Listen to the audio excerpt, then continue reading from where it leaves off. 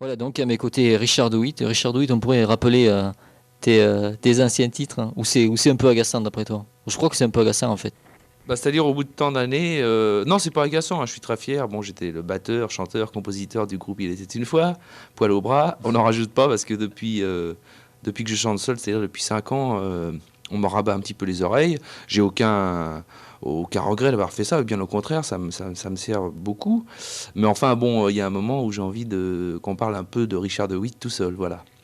J'aimerais te soumettre une interview un peu, je dirais, loufoque. Pas vraiment le jeu de la vérité comme Patrick Sabatier, m'a fait un peu ce genre-là. Par exemple, toi, en tant qu'artiste, qu'est-ce que tu penses de la montée de l'extrême droite depuis quelque temps? Bah c'est un signe un peu inquiétant, hein, mais tu sais, je suis pas très branché politique, moi, parce que pour moi, la gauche, la droite, le milieu et tout ça, c'est un peu toujours pareil. Tout le monde veut notre bonheur, tout le monde veut qu'on soit heureux, qu'on gagne plus de sous, qu'il n'y ait pas, qu'il y ait plus de chômeurs. Alors bon, c'est une réaction, c'est un peu comme quand on mange un poisson pas frais, tu sais, t'as une éruption de boutons d'un seul coup. Bon, bah, je peux comparer l'extrême droite, et je pense pas être le seul à la comparer à ça. Je peux comparer l'extrême droite à ça un petit peu. C'est une réaction, si tu veux, des globules blancs. Je sais pas, c'est quand les gens en ont vraiment trop ras-le-bol, ils ont envie de contester d'une manière très forte et très. Et bon, le Front National répond au désir de plusieurs. Écoute, hein, moi je sais pas exactement expliquer la politique du Front National, j'en sais rien du tout, alors là, carrément. Bon, je sais que c'est pas très bien, de toute façon, c'est à tendance plutôt xénophobe et raciste et nationaliste, hyper conservateur, et je pense pas que ce soit très très bon. Voilà tout ce que je peux dire, hein. Je veux dire, je suis pas un chroniqueur politique, j'y connais rien du tout. Est-ce que dans une prochaine télévision, tu serais prêt à accrocher le badge touche pas à mon pote? Ah bah ça, par contre, bien sûr, je veux dire. Bon, bon, j'ai vraiment, je pense pas vraiment être raciste, sincèrement. D'ailleurs, mon meilleur copain, c'est pas un critère, tu me diras, mais bon, là, mon nouveau disque, j'ai signé le texte avec mon copain Karim Cassel, qui est beurre, comme lui se plaît à le dire. Et bon, il n'y a aucun malaise. Je veux dire, c'est vraiment mon meilleur copain. J'ai pas de meilleur ami que lui. Alors, c'est vraiment très inquiétant cette montée du racisme. Mais qu'est-ce que tu veux que je te dise? Qu'est-ce que tu veux que je fasse moi tout seul? Alors effectivement, si on est des milliers, des millions à penser le contraire, tu vois, à essayer de détruire ce mouvement affreux de racisme, de xénophobie, bon, ça sera bien. Plus on sera, mieux ce sera. Et alors moi, je te mets 25 badges, touche pas à mon pote si tu veux, sans malaise alors. Parlons musique à présent. Que penses-tu des deux chanteuses suivantes, Dalida et Annie Cordy? Bah, il faut bien que tout le monde vive. Mais enfin bon, je ne dirai rien, sinon je vais avoir un procès. L'état de la chanson française, tu le juges comment maintenant? Est-ce que tu penses pas qu'on est un peu trop envahi par les imports américains? Ça devient un peu vraiment, vraiment pénible. On n'entend plus que ça, on voit la radio, il y a des radios spécialisées là-dessus, justement pour des artistes français comme toi. Euh, C'est-à-dire qu'il y a pas la musique typiquement française, si tu veux, c'est le biniou et l'accordéon, hein. Bon, tous les artistes, tous les musiciens français et européens ont été, enfin, je parle pas des Anglais, c'est encore autre chose, ont été influencés par les Américains ou les Anglais justement. Et la chanson française, ça veut carrément rien dire, tu vois. Je veux dire, l'important c'est que c'est de la musique, c'est des mots qui touchent quelque part au cœur, et c'est ça l'important une chanson. C'est faut que ça remue les tripes d'une façon ou d'une autre. Alors effectivement, on est envahi par les Anglo-Saxons, mais quelque part, nous, compositeurs, on a des leçons tous les jours à recevoir de ces gens-là. Je veux dire. On va pas frimer et mettre que de la chanson française sur toutes les radios. Je pense que ça serait un peu. Faut un juste milieu, comme par exemple au Québec. Bon, c'est un exemple où là, pour justement préserver la langue française, il y a 65% de chansons françaises obligées, si tu veux, francophones, et 35% de chansons anglo-saxonnes. Et je trouve que c'est un juste équilibre. Bon, le temps d'en arriver là en France, ça m'étonnerait, mais enfin bon, qu'est-ce que tu veux que je te dise aussi là? Je ne sais pas, je ne suis pas Dieu. Imagine qu'on te donne le choix sur ton prochain 45 tours, on te dise il est numéro 1 en France ou numéro 10 aux États-Unis. Qu'est-ce que tu préférerais? Oui, bah, je préférerais les deux. Mais bon, bah, c'est-à-dire, bon, il faut pas rêver non plus. Le marché américain, c'est un énorme marché, et pour y accéder, même si tu as la meilleure chanson du monde, il faut être vraiment défendu, avoir une équipe monstrueuse internationale autour de soi. Et ça, c'est une autre paire de manches, hein. Pour l'instant, bon, j'essaie de me faire une place au soleil dans le marché français, et francophone en l'occurrence. On verra après, hein. Ok. Est-ce qu'avec ton dernier disque, tu ne penses pas avoir un peu trahi ton image, ton style, pour faire plaisir aux médias? Mais absolument pas. C'est-à-dire que j'ai travaillé pendant très longtemps avec un producteur dont je ne citerai pas le nom, je suis toujours très ami avec lui, ça n'a rien à voir. C'était le producteur d'Études une fois depuis le départ. Et ensuite, on a continué à travailler ensemble dès que j'ai chanté tout seul. Mais bon, un jour ou l'autre, les idées, quand on bosse en collaboration comme ça, les idées arrivent un jour ou l'autre à prendre des chemins différents. Moi, j'ai plus 15 ans, je veux dire, genre, il y a des musiques que j'aime vraiment, j'écoute du rock and roll, j'ai toujours joué du rock and roll en tant que batteur, j'adore la musique funky, j'aime bien la chanson française, c'est évident. Bon, j'aime plein de choses, hein, j'aime bien Vivaldi, j'aime bien Bach, Mozart, j'aime bien les trucs qui bougent aussi, qui remuent, qui cognent fort, puisque j'aime bien danser là-dessus. Alors je vois pas pourquoi je m'obstinerais à faire que des slows systématiquement. Là j'ai envie de faire ce disque qui rentre bien dedans là. C'est très un peu hard d'ailleurs, j'aime bien. Mais il faut évoluer. La musique change tous les jours, tu vois, ça évolue monstrueusement. Alors voilà. Parlons-nous des artistes nouveaux qui sont apparus dans la variété et que tu apprécies particulièrement. Les noms que tu as retenus, les noms récents que tu as retenus. Alors les noms récents, bon, il y en a qui sont pas très récents, c'est Julien Clerc, je suis un fan inconditionnel de Julien depuis des années. Bon, il y a Laurent Voulzy que j'adore vraiment beaucoup. Dans les nouveaux, là, il y a Madère qui est super, tu sais, disparu. Puis sa nouvelle, là. Il y a Jean Schultes que j'adore. Je le connais depuis très longtemps aussi, lui. Il y en a tellement. Bon, Jeanne Masse, alors là, c'est vraiment, en plus, c'est un phénomène, puisque avec son nouveau disque Johnny Johnny, alors là, elle fait un carton à une vitesse incroyable, et je crois qu'elle le mérite vraiment. Parce que c'est bien, j'ai tout son album, là, c'est vraiment impec. Il y a une autre fille qui va bientôt qui vient bientôt casser la baraque. J'en parle en connaissance de cause, puisque son producteur, c'est le mien. Elle s'appelle Sarah Mandiano. Et elle vient de faire un album là, qui est super. Bon, ça va mettre un peu de temps à s'installer, mais croyez-moi, ça va être super. Qu'est-ce qu'il y a d'autre? Il y en a plein, il y en a plein. J'aime bien de toute façon tout ce qui est nouveau. Alors, je vais réfléchir et je te dirai après qui, hein. Parlons-nous maintenant de tes activités en dehors de la chanson, la production. Est-ce que tu aimes vraiment ça? Bah, j'ai essayé un petit peu la production, mais c'est pas tellement mon truc, en fin de compte. J'ai tellement envie de réussir tout seul, moi, moi que bon, quand on se consacre à un truc, faut y aller à fond et penser qu'à ça, parce que la production, on verra plus tard, hein. Est-ce qu'il y a des gens avec qui tu as travaillé qui t'ont vraiment horripilé? Non, je pense pas avoir ni d'ennemis, ni de... Non, tous les gens avec qui j'ai bossé, bon, je le voulais. Et puis, si on s'est séparés ou des choses comme ça, c'est que bon, on s'est arrêté juste à temps, avant que justement ça devienne horripilant. Les disques que tu as fait jusqu'à présent, les quelques-uns qui ont été un échec, est-ce que quand tu les as eu terminés, tu n'as pas regretté d'avoir enregistré la chanson? Non, jamais. Juste bon, mon avant-dernier disque, avant le dernier, là. L'été dernier, ça s'appelait Quand je se love. Bon, à la limite, on a tellement ramé sur les arrangements parce qu'on s'est trompé d'arrangeur au départ. Et plein de choses comme ça. Moi, je le voyais complètement autrement. Enfin, bon, il est comme il est. Mais bon, s'il n'a pas marché, je suis pas trop déçu parce que je m'y attendais un petit peu. Voilà. De toutes ces chansons que tu as composées et enregistrées, quelle est celle qui t'a le plus marqué? Et est-ce qu'il y a, maintenant avec le recul, des chansons que tu n'aimerais plus? Par exemple, les chansons à ça te coup d'éclat dans le cœur, est-ce que tu les chanterais encore aujourd'hui? Ou est-ce qu'il y en a sur lesquelles tu mettrais des croix?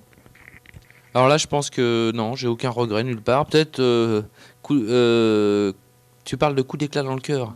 Non, j'ai voilà, carrément aucun regret. Je veux dire, et bon, il est évident que si mon prochain disque marche bien, je vais ressortir un 30 cm où je mettrai toutes ces chansons qui ont failli marcher ou qui ont un petit peu marché, parce que je veux que le public les connaisse, parce que je les aime toujours autant 5 ans après ou 2 ans après.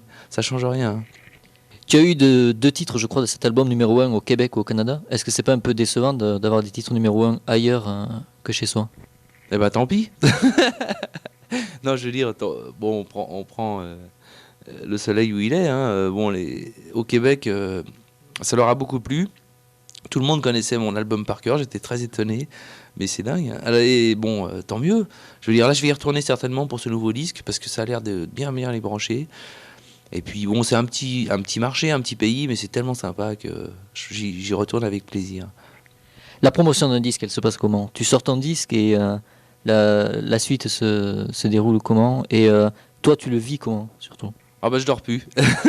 Non, c'est épouvantable parce que c'est bon, on peut comparer ça à un accouchement si tu veux. C'est carrément ça.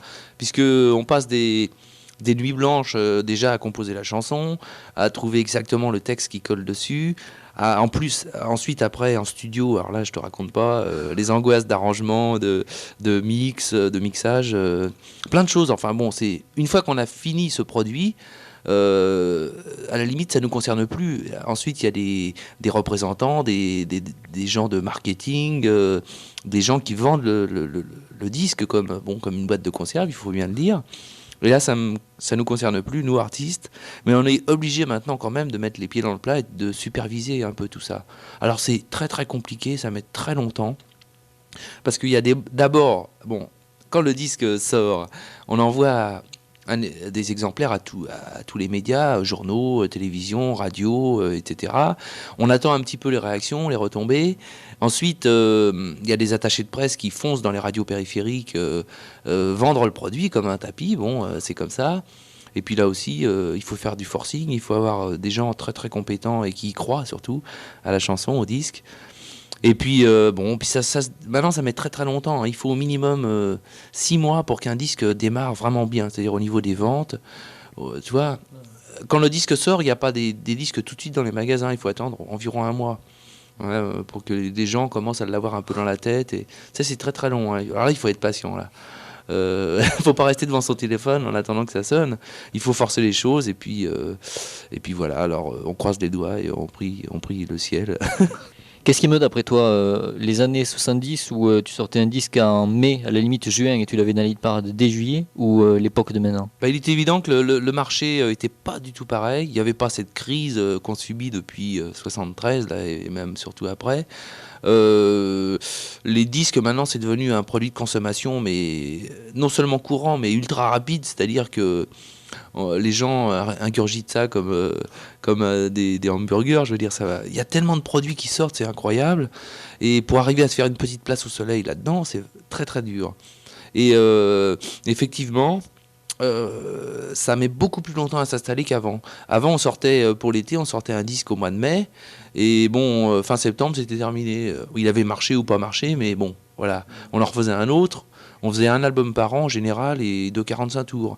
Alors que maintenant, il est très très courant de faire un 45 tours par an, qui sort au début de l'été ou en hiver, et qui marche. Je prends l'exemple de Vivien Savage avec La Petite Lady. Il est sorti en mai 84. On est pratiquement en mai là, et bon, ça marche encore. Je veux dire, il va sortir son nouveau bientôt. Ça a 1 an pour un 45 tours. Mais c'est bien parce qu'on a le temps d'amortir, si tu veux, de faire courir dans le temps. C'est sûr que c'est peut-être bien pour la promotion, mais financièrement, ça doit quand même être je sais pas, une sorte de déficit plutôt. Non, non, pas du tout. Dans la mesure où, il y a quelques années, il était très facile pour pas n'importe qui, mais enfin, il était très facile d'enregistrer un album, un 30 cm, et d'en vendre. Un 45 tours, la réalisation d'un 45 tours ne coûte pas trop cher. Je veux dire, avec 40 000 francs ou 50 000 francs au maximum, on peut en faire un. Je veux dire, le premier promoteur immobilier. Bon, ensuite, il faut le faire distribuer par une grosse maison. Et l'amortissement est très très vite fait, hein. Au bout de 10 000 45 tours vendus, ce qui n'est pas énorme, hein, puisqu'un disque d'or, c'est 500 000, tu vois, on a amorti largement la production.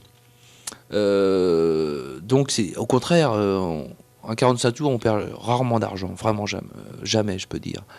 Que penses-tu de certains qui disent que en fait, le sens artistique est drôlement émoussé par la commercialisation et tout le phénomène de promotion? Mais ça, on n'y peut rien. On peut pas revenir en 1920 avec juste la TSF. Tu vois, bon, il y a les moyens audiovisuels maintenant et les médias qui se sont décuplés depuis plusieurs années. On peut pas lutter contre ça. Je veux dire, on est envahi d'informations et de musique de toutes sortes. Ben, c'est tant mieux. Je veux dire, comme ça nous laisse le choix. Mais comme je te le disais tout à l'heure, le disque, la chanson, c'est devenu un produit de consommation courante.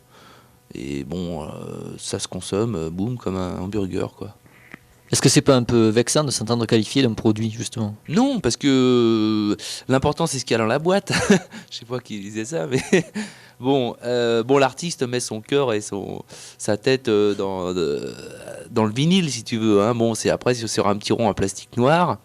Et bon, je te disais tout à l'heure aussi que ça ne nous concerne plus après, nous, artistes.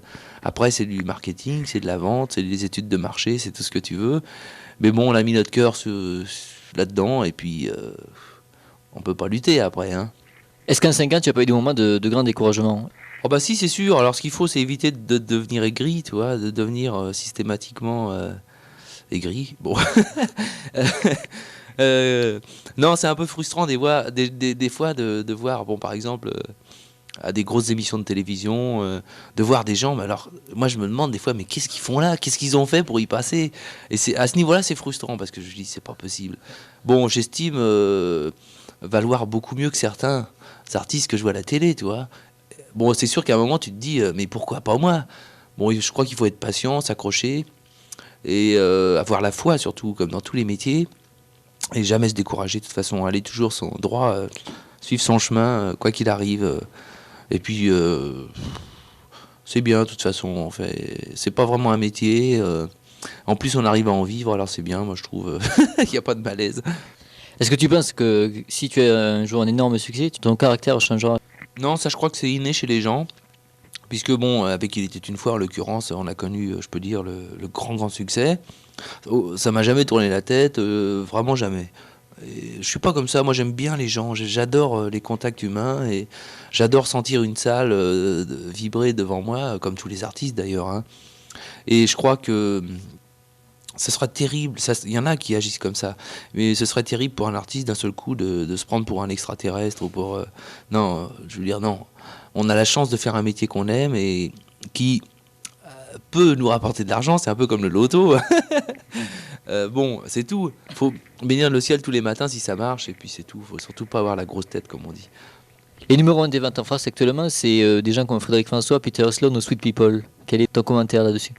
Ben, je pense aussi que c'est un peu, quelque part, un retour à la chanson dite romantique, si tu veux. Non, c'est vrai. Frédéric François, par exemple, a eu énormément la cote il y a une dizaine d'années, un peu. Ouais, c'est ça. Bon, il a eu un trou. Il y a beaucoup d'artistes qui connaissent, comme on dit, une traversée du désert, hein, pendant plusieurs années. Il y a eu Herbert Léonard, il y a eu... il y en a un millier. Bon, Frédéric François, en l'occurrence. Et là, bon, moi, je suis très content pour lui, parce que c'est un garçon gentil et tout. Et il fait son truc, c'est son truc à lui. Bon, il a raison. Et voilà. Peter Sloan, bon, ça plaît, tant mieux, hein. Moi, j'ai rien contre les gens qui... tu sais, hein, quand quelque chose marche bien, on peut pas forcer la main du public. Si c'est le public qui a décidé que ça leur plaisait, ils achètent et puis voilà. Moi, j'ai aucune jalousie à aucun niveau. Comment juges-tu le revirement de Sheila depuis quelque temps qui, comme on a dit, de la soupe est passé à de la chanson un peu plus sophistiquée? Alors, je pense qu'elle a complètement raison. Et ça, je suis sûr que ça faisait plusieurs années qu'elle pensait à faire ça. Et en fin de compte, là, elle fait vraiment ce qu'elle aime. Parce que jusqu'à présent, bon, elle doit sa vie et sa carrière à Monsieur Carrère, qui était son producteur. Bon, c'était bien, mais il y a un jour dans la vie où il faut changer de direction. Et ce qu'elle fait maintenant, c'est ce qu'elle avait au plus profond d'elle-même, et elle le fait très très bien. Moi, j'ai vu son spectacle à Bercy, c'était super, tout le monde était surpris. C'est très actuel, très rock, et moi, je dis bravo, formidable. Pourtant, elle a pris d'énormes risques. D'ailleurs, certains journaux à scandale ont plutôt dit que le Zénith avait été un bide. À savoir qu'il a fermé 15 jours avant et la salle a eu du mal à se remplir certains soirs. Mais non, ça c'est complètement stupide. Elle a eu vraiment du courage, je veux dire, pour se lancer la tête la première, tout casser son passé, si tu veux, pour plonger dans un truc inconnu pour elle. Donc moi, c'est du courage d'avoir affronté le Zénith déjà, et la critique, hein. C'est sûr que bon, tout le monde l'attendait au tournant. Moi, je dis bravo, continue, t'es sur la bonne voie. Que penses-tu d'artistes comme Karen Cheryl qui ne font jamais de scène? Bon, je veux pas être méchant, mais je l'être un peu quand même. Bon, Karen Cheryl, il y en a quelques-unes comme ça, surtout des filles d'ailleurs. Bon, je l'ai toujours considéré un petit peu comme une marionnette, hein. C'est-à-dire qu'il y a quelqu'un au-dessus qui remue les ficelles, quoi, et puis bon, Ça m'intéresse pas. Je veux dire, bon, elle est gentille, tout ce que tu veux. Bon, si elle vend des disques, tant mieux pour elle. Mais bon, alors vraiment, j'y pense pas la nuit, tu vois. Alors, carrément, rien à foutre, comme on dit. Pourtant, il me semble me souvenir que tu avais écrit une chanson pour elle, ou tu avais composé une chanson pour elle, tu m'avais dit. Ouais, mais alors, elle a même pas accepté. Tu te rends compte, c'est un scandale. Pour ça, j'ai fait la gueule. Non, non, pas du tout. Non, non, mais tant pis. Hein, je veux dire, comme c'était Mémé Ibac, son producteur, qui sélectionne tout au départ, son ancien producteur, parce qu'elle aussi, elle a changé. Maintenant, c'est son mari qui va la produire. Alors, elle fait ce qu'elle veut. Hein. Bon, allez, salut les gars. Parmi les artistes anglo-saxons, quelles sont tes idoles? Oh, alors là, mes idoles, il y a Paul McCartney. Alors là, c'est pour moi un des plus grands mélodistes du monde entier qu'il existe en ce moment. Stevie Wonder, bien sûr. Elton John, Billy Joel. Il y en a plein, plein, plein. Rod Stewart, j'aime bien. J'aime bien plein, plein de choses, tu vois. George Benson. J'aime bien Lionel Richie. Michael Jackson, bon, à la limite, ça m'énerve qu'il soit aussi connu parce que ça devient complètement récupéré et c'est un peu énervant, mais c'est prodigieux quand même. Il y en a plein, je veux dire, je vais pas les noms en tête là, mais il y en a des, je peux dire des centaines, hein, sincèrement. Est-ce que tu envisages de faire un revirement dans ta carrière? Par exemple, de faire du cinéma ou de faire du théâtre, afin de changer un peu de créneau? Mais faut pas croire qu'en ouvrant sa porte, boum, tiens, je vais vers le cinéma. Allez hop. Non, non, c'est pas du tout comme ça. Faut attendre, bon, on sait jamais, le hasard de la vie. Regarde Alain Souchon, c'est arrivé par hasard. Ça arrive toujours par hasard, tu sais. Et si un jour on me propose de faire du cinéma, peut-être qu'on me proposera jamais, hein. Bah, bien sûr, je dirais oui. Mais c'est pas moi qui irai chez les producteurs pour leur demander s'il vous plaît, monsieur, vous voulez bien de moi dans un film. Non, ça n'existe pas, ça. Tu pourrais nous parler de ton dernier disque, nous expliquer un peu comment il a été fait, la composition, qu'est-ce qui t'a poussé, et tout d'un coup, après 15 Joslo, va dire je vais faire quelque chose de beaucoup plus rythmé, beaucoup plus dansant, beaucoup plus in, comme on dit, entre guillemets. Alors bon, j'avais une mélodie justement très rentre dedans comme ça qui me plaisait bien et qui plaisait beaucoup aux gens autour de moi. Alors pour le texte, j'ai fait le texte avec Karim Cassel justement et lui a eu l'idée dans le texte de déculpabiliser les chanteurs dits de variété, si tu veux. Hein. Et c'est un peu ce que j'explique dans la chanson. Ça raconte un peu ma vie. Que en fin de compte, je suis pas là pour refaire le monde et je fais la musique que j'aime et puis peu importe les questions que se posent les gens à mon sujet, moi je fais ça pour essayer de rendre un petit peu donner un petit peu de bonheur aux gens qui m'écoutent et puis c'est tout, c'est sans prétention et bon ceux qui seront touchés un petit peu par ça, bah, ça me fera très très plaisir, c'est le but de la chanson, c'est ça, hein. Tes réactions face à une certaine classe bourgeoise qui dénigre énormément les chanteurs populaires en écoutant uniquement des chanteurs dits à texte et considère les chanteurs populaires comme presque des imbéciles à la limite. Bah, il en faut pour tous les goûts, je veux dire, il y en a qui aiment la choucroute et qui détestent les tripes, et là, bah, c'est vrai, je veux dire, il en faut absolument pour tous les goûts. Et il est évident que, bon, quand je vais faire écouter ce disque à ma mère, par exemple, qui l'a pas entendu, bon, elle a 74 ans, tu vois, c'est sûr qu'elle va pas aimer. Elle préfère quand je chante des beaux slows avec des violons. Bon, c'est ça, je veux dire, il y a toutes les tranches d'âge qui sont représentées dans le public, heureusement. Et puis chacun ses goûts, chacun critique ce qu'il veut, et on est en démocratie. Est-ce que les contacts avec la famille, justement, sont importants dans ce métier, plus que dans un autre? Oui, bah bien sûr. C'est-à-dire que je la vois pas tellement, ma famille. Je la délaisse un petit peu de temps en temps, mais ils comprennent bien. Et bah, c'est important, oui, de sentir qu'on est entouré quand même de gens différents qui sont pas du métier et qui parlent avec le langage de monsieur et madame tout le monde. Alors que si on se cantonne à ne sortir qu'avec les gens du métier, alors c'est un enfer complet, parce qu'on parle que de ça, quoi, il n'y a pas de problème. Alors c'est bon de s'aérer avec des gens qui n'ont aucun rapport avec ça, et qui vous aiment, qui font partie de votre entourage. C'est pour ça que je vois quelques plantes dans ton appartement, ça justifie peut-être un retour à source naturelle. Ouais, moi j'ai toujours aimé la nature. Alors bon, j'ai un appartement là qui est plein de plantes vertes, puis j'ai une maison à la campagne là. J'ai appris à jardiner et tout, je trouve ça super. Non, c'est vrai. Bon, on est tous issus de la terre, de toute façon. Et... Tu te rends compte, s'il n'y avait pas de fleurs ni de plantes, ce serait dur, là. Moi, je craque. Les animaux dans tout ça. Bah, c'est pareil, j'adore tout ce qui est la vie. De toute façon, les animaux, les plantes, le ciel, la neige, les gens, tout. Bon, on est sur Terre, on est un élément qui fait partie d'un tout. Bon, ça y est, là, je commence à prêcher et tout, je te crois pas. Mes frères, écoutez-moi. Non, non, mais c'est vrai, bon. Et c'est bien, la vie, je trouve, c'est génial. Après avoir parlé de la vie, on pourrait parler de la mort. Bon, bah, je sais bien qu'un jour je partirai, je sais pas quand, alors je veux pas, surtout pas le savoir. Après la mort, alors ça, j'en sais rien. Il y a beaucoup de gens qui soulèvent des thèses à ce propos-là, mais j'en sais rien. Peut-être qu'il y a une vie après la vie. Je l'espère, ouais, je le souhaite. Mais j'en sais rien du tout. Alors là, mon pote.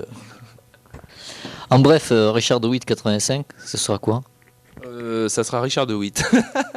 Bah oui, je change pas, je veux dire, même si on prend de l'âge, si on évolue, si on change un peu les critères qu'on avait au départ, on est toujours soi-même quelque part, de toute façon, et heureusement.